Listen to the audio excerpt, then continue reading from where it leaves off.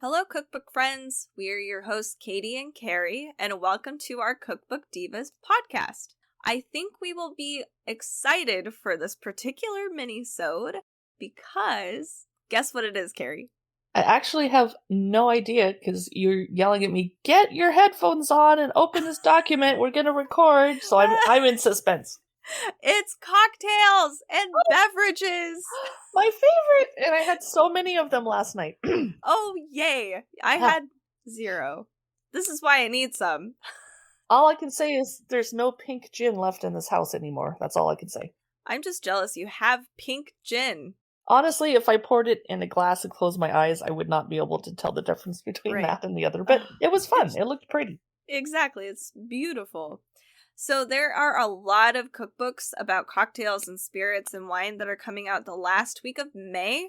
So that's why I was like, we need a whole minisode about it because there's just so many. What is your first cookbook that you're going to start us off with, Carrie?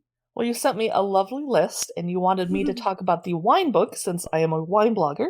Yeah. And this book is called Home Winemaking, The Simple Way to Make Delicious Wine. That is ingenious because I often run out of wine and then I could just make my own, except it takes years. Dang it. Right. Yep. Oh, God, if only. The Home Winemaking, The Simple Way to Make Delicious Wine is by Jack B. Keller Jr., and the technical editor is Daniel Pambianchi.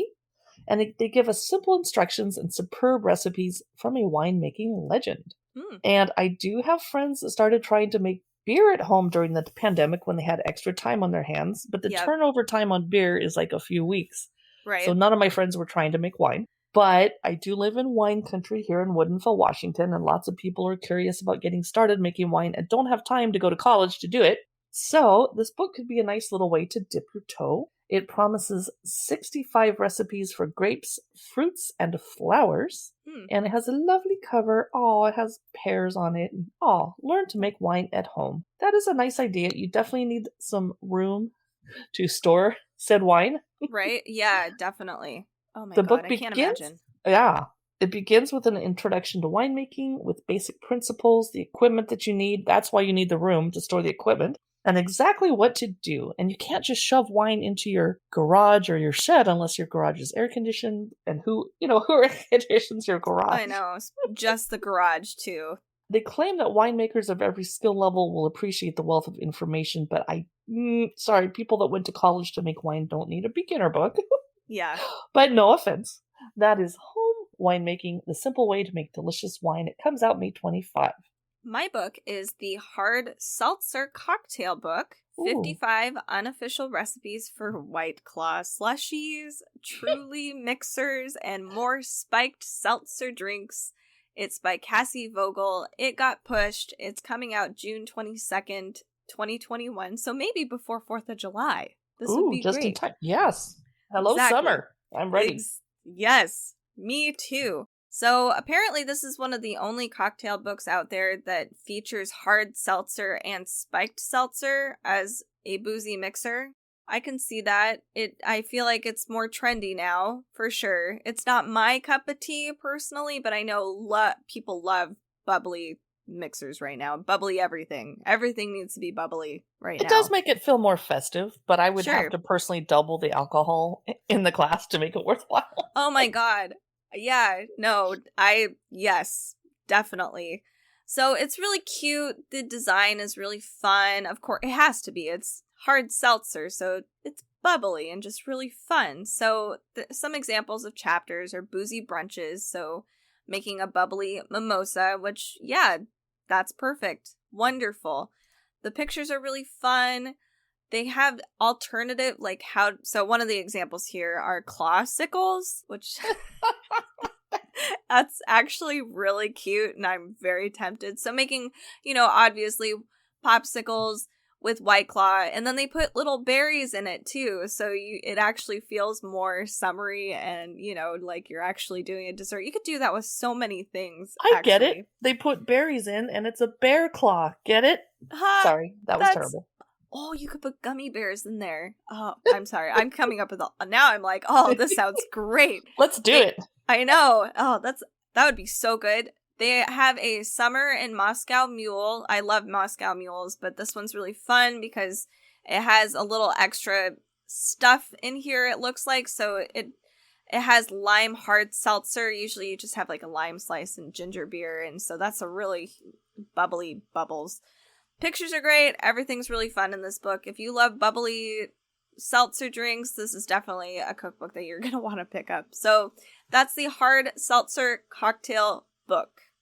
Next on my list is the Artisanal Kitchen. Classic cocktails, the very best martinis, margaritas, Manhattans, and more by Nick Mautone. Now, I think that there's been enough classic cocktails books published in the world, but this one is so pretty I can stop bitching about how it's not very inventive. There's a Singapore Sling, a mint julep, Sazerac, all the important ones. A margarita. We don't really need a recipe to learn how to make a margarita, but okay. But this would be, because it's so beautiful, it could be a nice housewarming gift, especially for people that are recently married, newlyweds, people that are new to cocktails because they're 21 and a half years old, whatever. It's perfectly lovely. It's the Artisanal Kitchen, classic cocktails, the very best martinis, margaritas, Manhattans, and more. Next up is Summer Drinks, over 100 refreshing recipes to enjoy in the sunshine. Oh, it's yes. Ryland Peterson Small. It comes out May 25th. Unfortunately, this is after our awesome weekend. I know. Yeah. Our family weekend is right before that.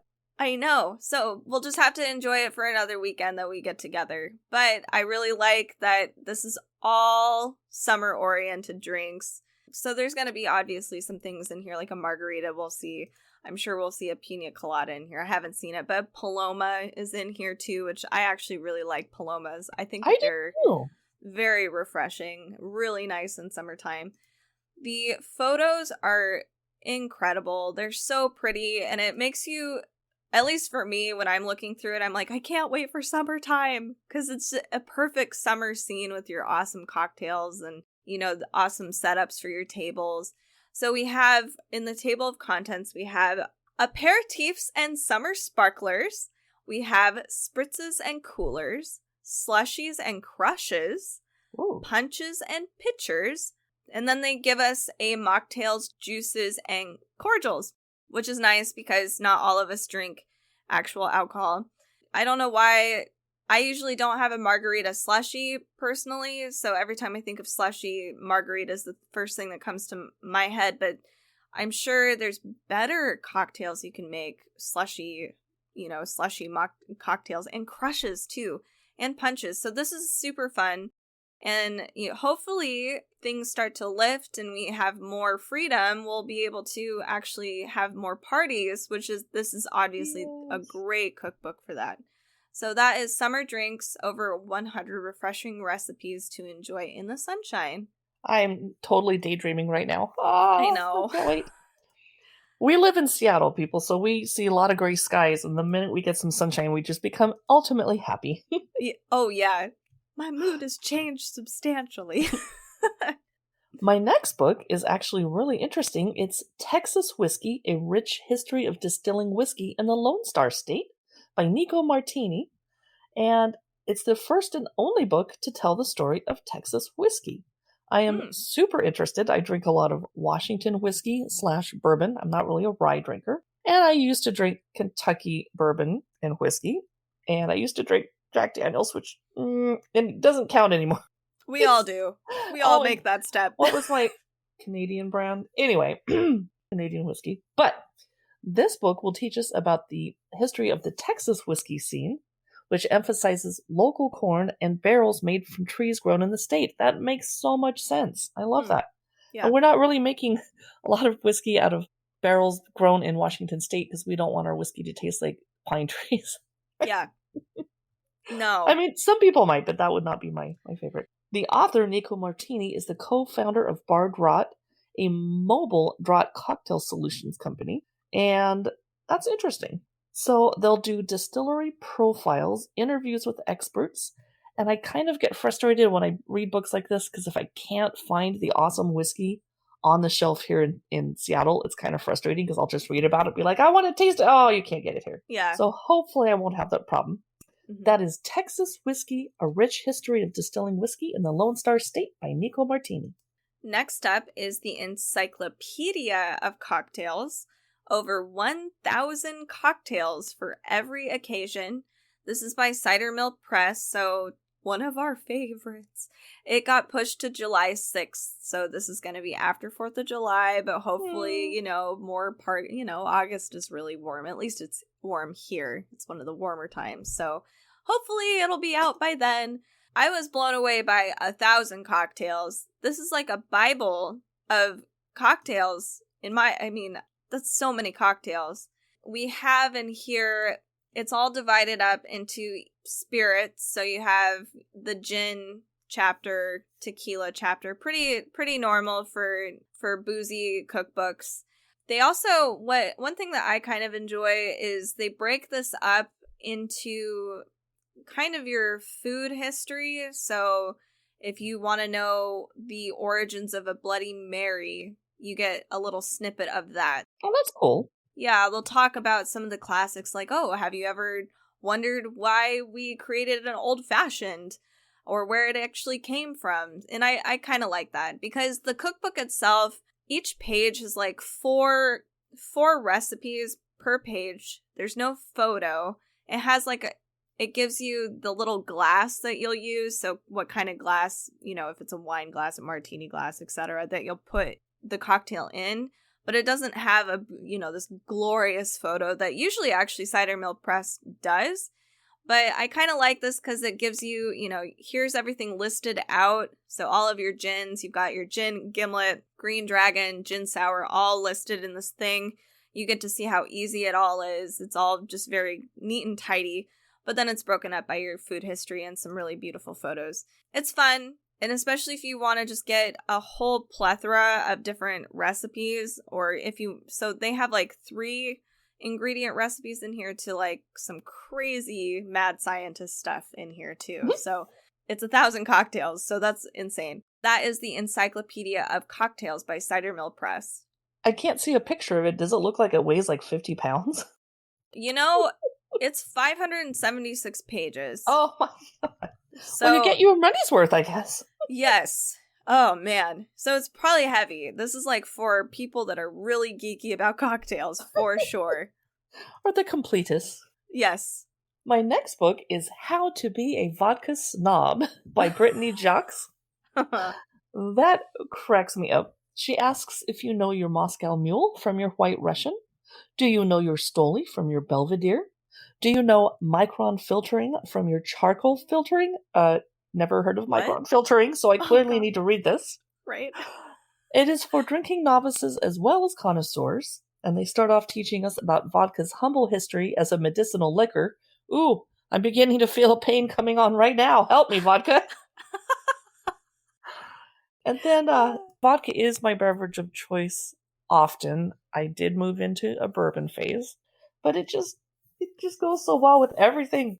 She gives you a beginner's guide to proper glassware. I can't just drink out of a red Solo cup like I did last night. Oh, darn. Equipment for your home bar and all-important vodka lingo. And she also has some pop culture references. She gives us James Bond's favorite martini. And she even includes an Office reference, Dwight's Beats Over Rocks. Oh my, that's right. I totally forgot about that. That's so weird. Let's see if I can peek at the table of contents. I see a Moscow Mule with a strawberry perched on the side. Okay, the chapters are the not-so-basic beverage, class of vodka cocktails, how to order, all about flavor and flavor fanatics, vodka and Hollywood, tours, tastings, and travel. Wait, you could go on a vodka trip? Hello. Oh, man. Otherwise known as my 20s, any road trip I went on. No, I was not the driver. It's fine. Hostessing on holidays. Ooh, I want to see that chapter. Vodka and animals. What? I'm confused. Vodka in the military. Vodka and food. All right. I have to buy this. If you hear me clicking, it's me purchasing it on pre-order. Wow. That's How to Be a Vodka Snob by Brittany Jacques. My next cocktail book is Mocktail Party, 75 plant-based, non-alcoholic mocktail recipes for every occasion. It's by Diana Licalci and Carrie Benson. It comes out May 25th, and I I'm probably not going to not drink alcohol, but this is a really fun book. This is probably actually, from all of the mocktail cookbooks I've looked at, this one might actually be my favorite. The photos are beautiful. You know, And you could make a mocktail for your pregnant sister, though. I could, and I would definitely do it out of this book because some of these recipes are just, like I said, they're super pretty. They have this apparelless spritz, which is beautiful, bright orange with like this thyme twig in it. They have this I think my sister would actually really like this one. It's a tequila-less sunrise. So again, it's really beautiful with the layers. I think it's actually a slush, which is really cool and it's mixed with actual frozen mango. It's almost like a smoothie, it looks like. They have a warm lavender brew, which would be great for fall and winter time. Mm. To add to that, they have a holiday spritzer too. So you have like a little rosemary sprig, pomegranate juice, lime juice, some apple cider vinegar. Interesting. Probably gives it a little bit of an edge to it. Some seltzer. And then you can add some garnishes like really cute pomegranates and rosemary to make your glass really pretty. So each chapter they have like, the first one's classics. They have in the second chapter with a twist. So one of the examples of what a twist would be is a coconut mojito. That's adorable. That's dorky. I love it. I can't. I love it. The third one is brunch. So Irish coffee, Irish. God, they're so cute. This is really cute. They have dessert cocktails and then frozen cocktail or mocktails. Sorry. So all of these are, obviously no alcohol. They're just really fun. It's appealing, like my pregnant sister, she can't drink right now. And it'd be fun to include everybody at your parties and, even kids too. Like I remember always I ordered like a virgin margarita anytime we went to a Mexican restaurant. And you got Italian sodas because you wanted to have a pretty floofy drink. Exactly. Yeah. So it's just really fun to have, for everybody to, enjoy these fun, fancy drinks. It doesn't have to have alcohol in it. So if you're interested in mocktails, I highly recommend Mocktail Party. It comes out May 25th. My final book on cocktails, before I go make one, because it's almost noon. Actually, I'm lying. It's not even close to noon. I better wait. It's noon somewhere. It's the new Kindred Spirits, more than 2,000 all-new whiskey, brandy, agave spirits, gin, vodka, rum, Amari, bitters, and liqueur reviews from F. Paul Pacult's Spirit Journal. Whoa. So back in 2008, he published the second edition of his groundbreaking book of reviews, Kindred Spirits, and then he had to update it because the interest in distilled spirits has exploded, and all these craft distilleries have popped up. And so he provides a new comprehensive compilation of more than 2,400 detailed evaluations of whiskeys, brandies, vodkas, tequilas, rums, gins, and liqueurs. Phew! Wow. This book is aimed at consumers who are just beginning their personal adventure in spirits. It's aimed at seasoned spirits consumers looking to expand their repertoire. They're hoping that industry insiders who want to increase their knowledge about spirits categories get it and see what the competition's up to. Retailers who are looking for a trusted guide to help their clientele make buying decisions. Restaurateurs and bar owners and bartenders who sell spirits and want to up their game. And finally, journalists who regularly or occasionally cover or teach distilled spirits and mixology. So this is a bit above my pay grade as a wine blogger that occasionally writes about cocktails. But for those of you that need to have a comprehensive list of thousands of types of liquor, this is the new Kindred Spirits by F. Paul Pacult, coming out June 1st. And the final cookbook of this minisode is Pantry Cocktails, Inventive Sips from Everyday Staples and a Few Nibbles Too. It's by Catherine Cobbs, and it comes out May 25th. And this one, I was like, I really wished it came out for Memorial Day weekend, but all summer long. That's fine. That's fine. This one is really fun and interesting. So they make up for the fact that most of these are illustrated. So all the drinks and food boards, everything in here is actually illustrated with beautiful watercolors, but it looks almost like a photo. So I'm okay with this. It's totally fine. This one's super interesting. So they're trying to creatively use like different odds and ends from your pantry or even your fridge to the point where, so I don't know how I feel about this. I would probably try it, but I'm just still unsure about it. A sushi Mary What? with wasabi and white miso paste from your fridge from like sushi that you might have had last week. So I was like, I mean, it's really interesting. Raw fish sushi in your drink? Oh god, I don't know if it has fish in it. I'm sure you can be like, nah, no fish in it. They have a interesting one that's called Island Gin and Juice, which that was pretty funny to me. So you're learning how to actually use, like, this one has grapefruit peels, and it has different grapefruit juice, lime juice, and I think you're learning how to use jam and syrups as well. So, like, you know, just I end up just having jam in the fridge for toast, but I can use it for everything, you know. Good idea. They have an apple butter Manhattan. So using that apple butter that you probably only use for toast in a Manhattan, though. Oh. This one's interesting, and I love kimchi, but I'm just, it's a kimchi Vesper. I've never had a Vesper before, but, so, and then they even have like a sweet pickle gimlet. So, like, yeah, this is unique. So these have drinks in here that I've never, ever heard before. Different flavor combinations that are just incredibly unique. And if you're somebody that's like, oh yeah, I have a million cocktail books, aka myself, and this one though I've never seen before, and I would totally buy it. Also, the boards are really fun. So one of the examples that they have in here is a Village Pub board. They give you a beer cheese spread with pretzel sticks, baby carrots, cauliflower, bell peppers, even like salt roasted peanuts, you know, just like all the things you'd find in a Village pub. And I think that's super fun. So that's one of the examples of the food boards they give you. And then the actual drinks, they will, for some of them, have suggestions on which food boards they are complimentary with. Yeah, I really enjoy this. This is really interesting, unique. So we're learning how to use all the food in our fridge and pantry. And I have lots of leftovers in my fridge and pantry at all times. Yeah, if you love making crazy cocktails, my husband is like the king of doing that stuff. He's a crazy scientist man. And actually learning how to use seasonal herbs too. So if you've got an herb garden in your yard and you're just like, oh no, what do I do? AKA mint. I have so much mint. Learning how to use all of that. That's just super fun. So that is Pantry Cocktails, Inventive Sips from Everyday Staples, and a few nibbles too. If you can figure out a way to use my extra zucchini and extra mint in a cocktail, I will give you $10. Okay. Deal. We hope you enjoyed this cocktail-themed minisode from Cookbook Divas.